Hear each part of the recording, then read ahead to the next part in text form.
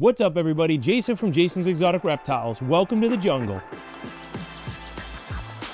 This video, we're gonna welcome you to the Jungle Morph, the boa morph called Jungle. We're gonna dive into exactly what you're looking at, how to ID it, and the little subtle traits that are the indicators of jungle itself. So let's talk about this one here. This is a VPI jungle. The first marker that a jungle has is usually they have a broken head spear. Now this can also happen with super hypo and some other morphs, so it's not a key indicator. But one thing is that jungle is often one or many of these combined, and it just gives an overall look to an animal. So if you look at this animal's head spear, it has a broken spear right between its eyes. They can also give eyebrows to them as well. So not only is it that broken head spear, but they can sometimes get these little markers right over the top of their eye. That is a jungle indicator. The next jungle indicator is usually around the tail. So as you get towards the tail, they start getting these blocky, chunky-like saddles. But these type of saddles right towards the tail are a very heavy jungle indicator. Another jungle indicator is that you'll often get this lateral stripe around the side of the body. It's not super pronounced on this animal, but you can kind of see it if you look at the whole side. You have these, on each side, you have these lateral stripes right below the saddle that have this kind of grainy pattern to it. That is a very strong jungle indicator as well. Some animals, you look at in the litter and it's hands down, that's a jungle. Other animals, you have to really start picking apart, is this a jungle or is this possible jungle? It either is or it isn't, but some can be more confusing, especially as you start stacking morphs into the animals. The next thing I'm gonna look for is just the overall appearance of the animal. Is it super clean? Is it pastel-like? Does it just stand out as being bright and vibrant beyond what a normal animal would look like?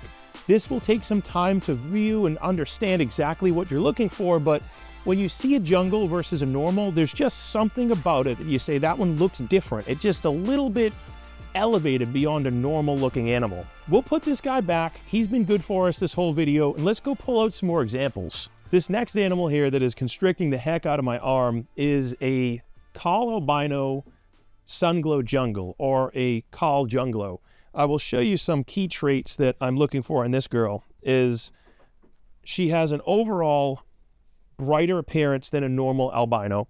She has these stretched out kind of saddles. If you look at those tail patterns are picture perfect. And then she has just an overall brighter, much brighter appearance than, let's say, a normal albino or a sunglow. And she has this lateral stripe down her side. It's hard to see, but as a baby, you could see it much easier.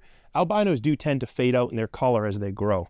This animal here is a hypomelanistic jungle or a hypo jungle. This could also actually be a super hypo, but it is definitely jungle by the broken head spear. It also has this side lateral stripe. See how it has this kind of checkered or polka dot type of lateral stripe? It's this almost condensed pattern of speckles down its side. And then if we look at its tail, it has those picture perfect jungle tail saddles. All of that combined tells me this animal's a jungle, in addition to be an overall brighter, more vibrant looking baby from the litter mates.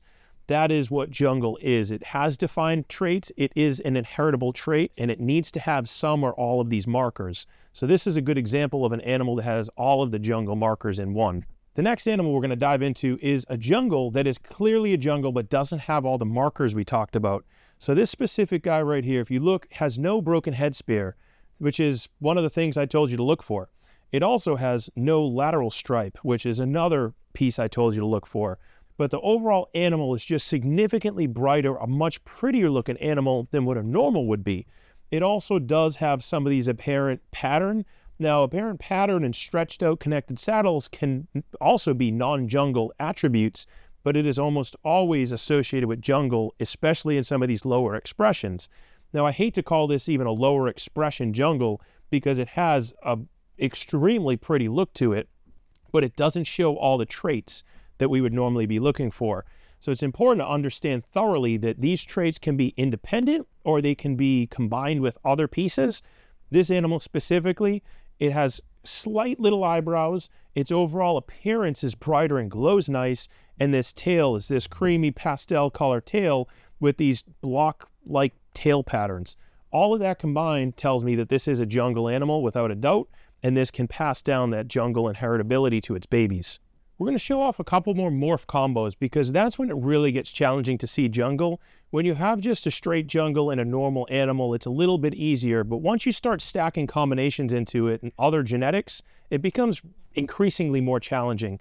This is one good example of it, where we have Fire and Hypo, both which are pattern reduction traits, but then you also have Jungle in here, which is going to really enhance this animal. So this one specifically, what Jungle is doing is it's throwing this really pretty pink stripe down its whole side, as well as it's connecting or starting to connect these back saddles as well. It is breaking up the saddles in the back, and its head spare is almost completely gone. There's almost no head spare here. So all of that combined shows me that this is a jungle animal, and just an amazing jungle by that. But everything combined into this one animal is really making it challenging to pull the jungle attributes out. Specifically, this is when you need to make sure you're buying from a reliable breeder and they can pull these jungle traits out as the whole litter is in front of them. That is the easiest time to identify jungle versus non-jungle animals. Once you start separating them from the group, it becomes increasingly more difficult, but the best time to tell is when the whole litter is in front of you. That's when you can really start pulling out the traits. These next couple animals here is a perfect example of what jungle can do to your breeding projects or what can do to these babies. So both of these are potentially super hypo Incas, really want to move around, so I'm trying my best. They both have broken head spears, which is what the super hypo is doing. So if you look at this baby in my right hand, it has a broken head spear, as well as this baby in my left hand, but the baby in my right does not have jungle, and the baby in my left does. You can see there's a dramatic difference in pattern between the two of these. The only addition between them is this one has jungle and this one does not. Super hypo Inca jungle. This next animal here has a lot going on to it. It's a Hypo Jungle Aztec parahet. So parahet something, parahet, paradigm, paraglow. We're going to go over that in a whole separate video. We're going to keep this one focused on jungle, but overall, amazing difference of what jungle does to this specific animal. In addition to the broken head spear, it has that lateral stripe, and what it's doing to the Aztec tail pattern is chunking it up, which is quite unique. The next thing this animal has is just the overall pastel-like trait to it. Now, pastel and jungle are very different, but what you'll notice, or what I've noticed, is a lot of the pastels you see floating around online are actually jungles that have been mislabeled. They think they have a pastel, but it's actually jungle, so be really careful when buying pastels and jungles, because there is something at a super jungle, and you cannot do super jungles.